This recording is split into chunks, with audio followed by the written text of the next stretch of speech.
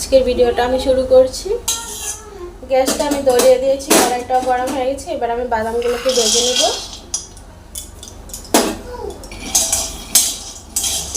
বাদামগুলোকে আমি খুব সুন্দর করে ভেজে নিব।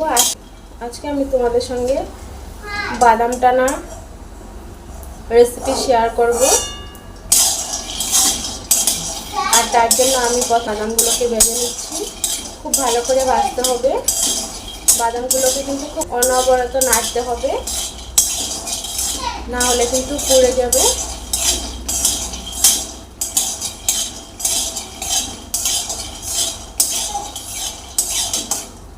বাদামগুলো হয়ে গেছে, এবার আমি নামিয়ে নিচ্ছি। বাদামগুলোকে আমি নামিয়ে নিয়েছি। এবার আমি বাদামের লাল আবরণটা আছে সেটাকে আমি এবার একটু ঘষে ঘষে তুলে নেব। এখানে আমি 250 গ্রাম গুড় নিয়ে নিয়েছি। এবার গুড়টাকে আমি দিয়ে দিয়েছি। গুড়টাকে এবার আমি আঁশ করে নেব।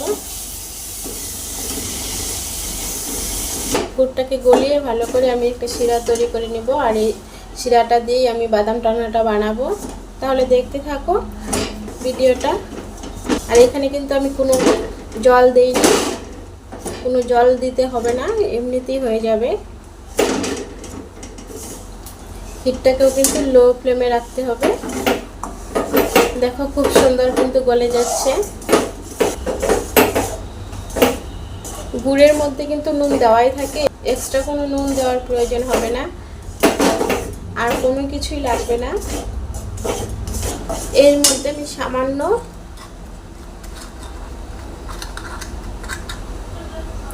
হাফ চামচের মতো খাওয়ার সোডা দিয়েছি। এটা দিলেও চলবে, না দিলেও চলবে, তোমরা স্কিপ করতে পারো। এটা দিলে খুব সুন্দর হয় বাদাম টানাটা। দেখো দেওয়ার সঙ্গে সঙ্গে কিন্তু খুব সুন্দরভাবে ফুলে গেছে।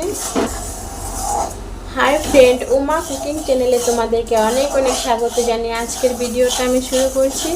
আমার এই চ্যানেলের ভিডিওগুলো যদি তোমাদের ভালো লাগে তাহলে প্লিজ তোমরা চ্যানেলটাকে সাবস্ক্রাইব করে দিও, আর পাশে থাকা বেল আইকনটাকেও প্রেস করে দিও, যাতে করে পরবর্তী ভিডিওগুলো তোমাদের মোবাইলে পৌঁছে যায়। আর ভিডিওটা স্কিপ না করে দেখতে থাকো, আশা করি ভালো লাগবে।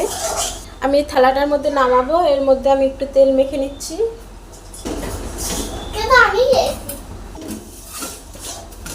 তেলটা আমি দিয়ে দিয়েছি। এবার এই থালাটাতে মেখে নেব তেলটাকে। তেলটা কিন্তু আমি থালাটাতে ভালো করে মাখিয়ে নিচ্ছি।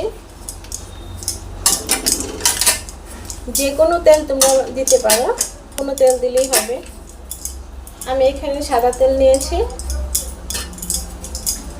থালাটাতে ভালো করে তেলটা মাখিয়ে নিয়ে এবার কিন্তু আমি গ্যাসের হিটটাকে বাড়িয়ে দিয়েছি।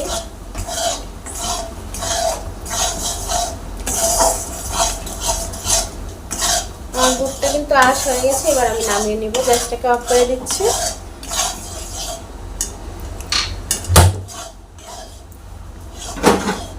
থালাটার মধ্যে আমি ঢেলে দিচ্ছি।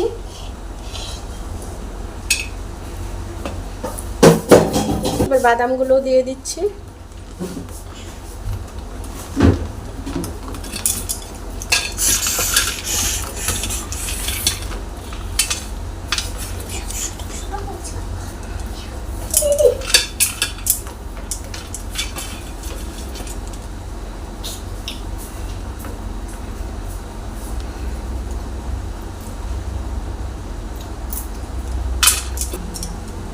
এবার আমি সেট হওয়ার জন্য কিছুক্ষণের জন্য রেখে দিব।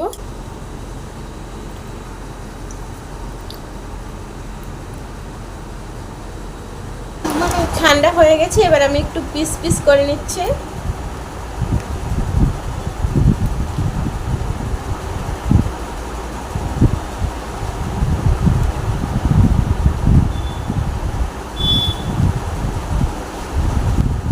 বাদাম টানাগুলো কাটা হয়ে গেছে। এবার আমি পিস বের করব।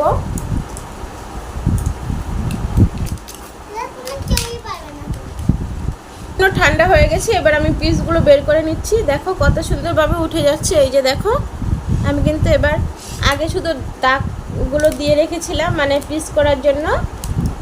এবার আমি এই যে দেখো সুন্দর উঠে এসছে। এভাবে আমি সবগুলোকে তুলবো।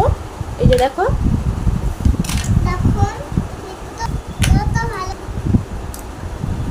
এই যে